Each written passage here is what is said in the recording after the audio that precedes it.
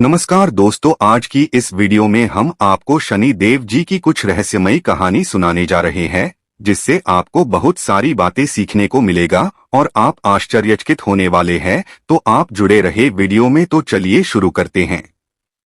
आकाशलोक में, जहां तारे मखमली आसमान पर बिखरे तारों की तरह टिमटिमाते थे, तेजस्वी सूर्य देव रहते थे। उनकी पत्नी छाया परछाई की मूर्ति थीं, एक खूबसूरत महिला जिन्हें सूर्य की कुछ जलाशक्ति को अवशोषित करने का आशीर्वाद प्राप्त था। वे एक शक्तिशाली युगल थे जो ब्रह्मांड के भीतर प्रकाश और छाया के नाजुक संतुलन को बनाए रखते थे। हालांकि सूर्य अपनी अपार शक्ति से प्रेरित होकर अपने मार्ग से भटकने लगे। उनके अहंकार ने आकाशीय लय में अवरोध पैदा कर दिया, जिससे दुनिया अस्तव्यस्त हो गई। देवता, जो सृष्टि की देखभाल करते थे, चिंतित हो गए। उन्होंने हस्तक्षेप करने के लिए भगवान विष्णु, पालनहार, से प्रार्थना की। एक विद्वान ब्राह्मण का रूप धारण करके विष्णु सूर्य के पास गए। उन्होंने मधुर वाणी में छाया से कुछ समय के लिए उनके साथ चलने का अनुरोध किया, एक अलग दृष्टिकोण की आवश्यकता को समझाते हुए। विष्णु के असली रूप से अनजान सूर्य अपने गर्व से अंधे होकर आसानी से सहमत हो गए। छाया, हालांकि हिचकिचाहट के साथ, अपने पति की इच्छा का पालन किया। विष्णु की संगति में उसने संतुलन और विनम्रता के महत्व को सीखा। हालांकि सूर्य की चिलचिलाती गर्मी से दूर छाया का स्वभाव ही बदल गया। लगातार ठंडक उसके शरीर में समा गई, जिससे वह वैरागी और उदास हो गई।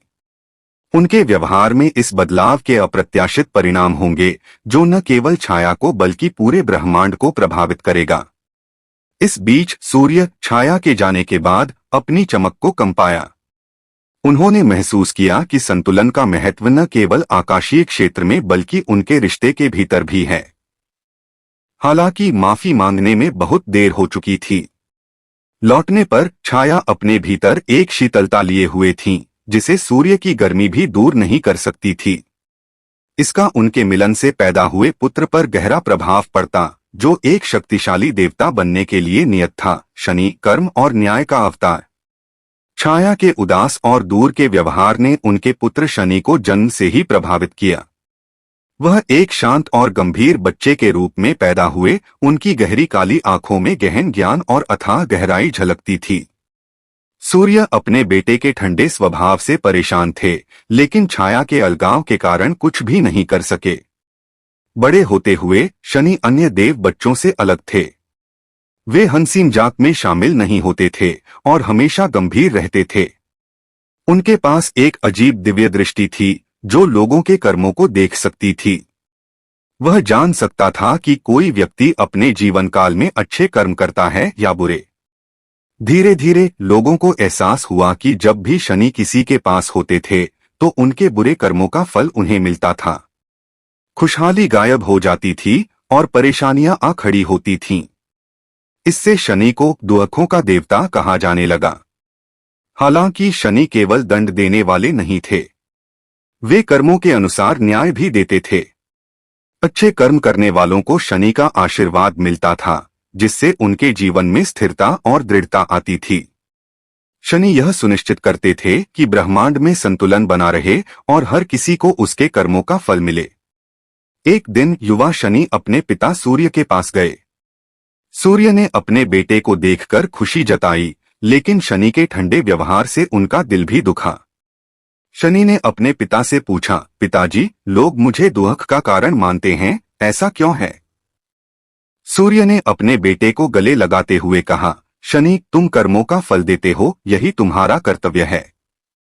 कुछ लोगों के लिए यह कठोर हो सकता है, लेकिन यह आवश्यक है। तुम ब्रह्मांड में संतुलन बनाए रखते हो। शनि ने समझा, मैं समझता हूं पिताजी, लेकिन क्या मैं कभी प्रसन्नता ला सकता हूं? सूर्य ने मुस्कुराते हुए कहा, बेशक। जो लोग ईमानदारी से जीते हैं और कर्म करते हैं, उन्हें तुम्हारा आशीर्वाद मिलता है। तुम्हारा आशीर्वाद स्थिरता, धैर्य और दृढ़ संकल्प लाता है, जो सफलता के लिए आवश्यक हैं। शनि ने गंभीरता से सिर हिलाया। उन्होंने महसूस किया कि उनकी भूमिका सिर्फ दंड देना नहीं, बल्कि संतुलन बनाए रखना और धर्म का मार्ग प्रशस्त करना था। शनिदेव के रूप में वे कर्मफल दाता के रूप में ब्रह्मांड के चक्र को नियंत्रित करने लगे। यदि आपको यह जानकारी अच्छी लगी हो तो अभी चैनल को सब्सक्राइब करें, साथ वीडियो को लाइक शेयर भी कर दीजिए। तो चलिए फिर मिलते हैं एक नए वीडियो में एक नए जानकारी के साथ में, तब तक के लिए जय हिंद।